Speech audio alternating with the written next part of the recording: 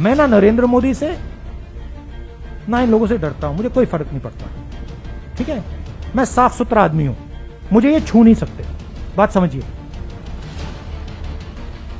हाँ, गोली से मार सकते हैं वो अलग बात, मगर छू नहीं सकते।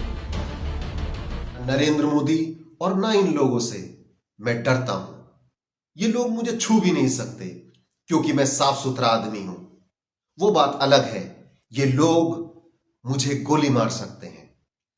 ये बात कांग्रेस के पूर्व अध्यक्ष राहुल गांधी ने प्रेस वार्ता में कही, लेकिन राहुल गांधी ने ऐसा क्यों कहा, आइए जानते हैं। मोदी सरकार किस एजेंडे पर काम कर रही है, इसका खुलासा तथा कथित अपना आप को देशभक्त बताने वाला गोदी मीडिया का सरगना अर्नब गोस्वामी की व्हाट्सएप चैट लीक हुई है, उससे इसका खुलासा हुआ है।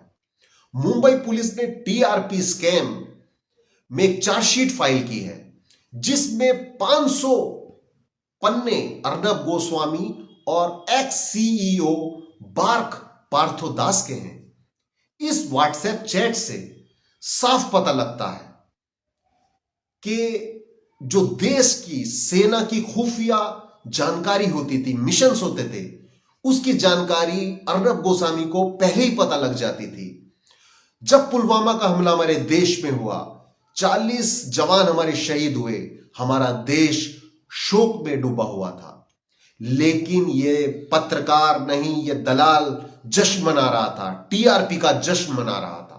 पुलवामा हमले के बाद जो भारतीय सेना ने जवाबी कार्रवाई की थी, उसकी जानकारी भी इस दलाल पत्रकार को थी।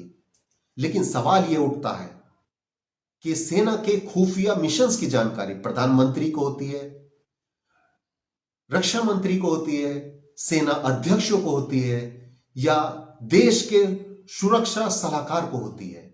यह जानकारी इस तक कैसे पहुंची? और यह एक बात का और खुलासा हुआ है, इसने चैट में यह कहा है कि अब पूरी कार्रवाई हमारी सेना कर चुकी है, अब देश की जनता राष्ट्रभक्ति में भाजपा को जिता देगी, यानी भाजपा की सरकार 2019 में बना देगी। साथियों, यह साफ हो चुका है कि भाजपा देश में कितना खतरनाक एजेंडा लागू कर चुकी है। देश में नफरत और विपक्ष की आवाज को बुरे तरीके से दिखाना और आम जनता की आवाज को ऐसे पत्रकार दबा रहे हैं।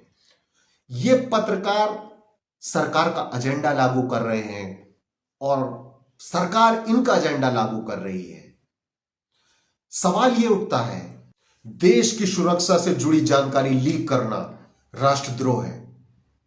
क्या हमारे देश की सबसे बड़ी जांच एजेंसी एनआईए इस केस की जांच करेगी?